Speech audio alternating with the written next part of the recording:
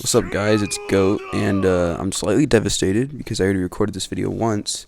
Turns out I forgot to turn on my mic. So, anyways, let's just get into it. I had a video request comparing Boros, who a lot of us are about to receive tomorrow, or G4, about who you should use your villain shards on.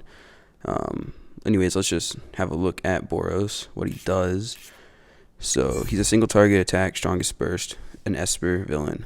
Deals 120% attack damage to a single target and enters Berserk state for one turn. Increases damage by 30%.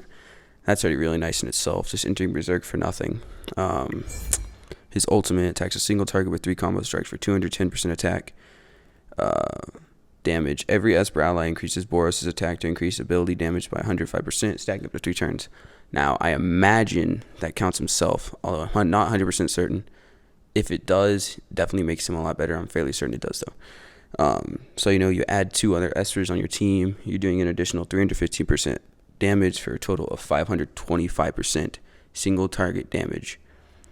That makes him excellent on bosses, one-shotting annoying PvP units in the back row, even PvE, pretty much overall tons of damage, probably for at least right now, the highest single target damage in the game. Then his passive, when allies restore HP, Boros is healed by 50% of the value, can be triggered up to 6 times per turn.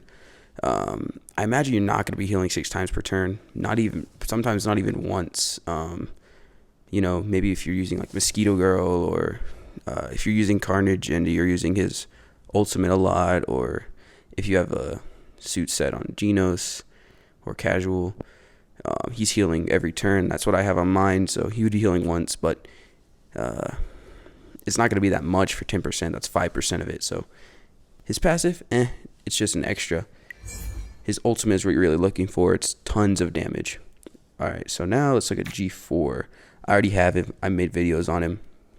In general, I think he's actually really nice, especially since he got released here a lot earlier than Southeast Asia. But let's just have a look at him. He's a high-tech villain. Attacks a single target with 2 combo strikes for 140% attack. There is a 100% chance to inflict shatter for 2 turns. Increase damage by 15%. That's like half of what Sonic does, so it kind of makes him more annoying. Like, I wish they had done 30%, but, I can live with that. Mostly because I use him on bossing now. And what his ultimate does is attacks a single target with 3 combo strikes for 240% attack damage. There is a 100% chance to make the target shatter for 2 turns. Receives 30% more damage.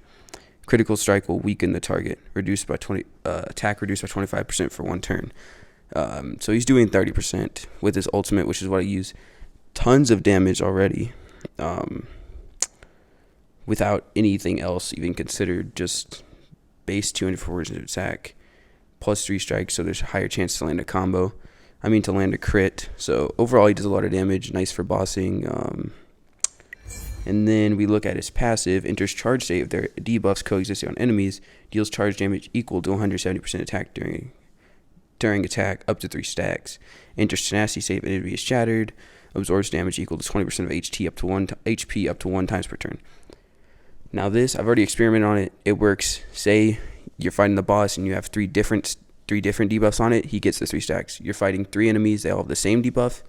It stacks. You're fighting 3 enemies. They all have different debuffs. It stacks. It practically works with everything. So this is making him do tons of damage, like over 100,000 something with mine, who's only a 2-star. You can check out my other videos for more information, like on how much damage he is doing specifically. But overall, he is a really nice hero, but he does cost $90, and that's the only way to get him right now. Now, for who to choose for your villain shards, I'm gonna have to go with Boros.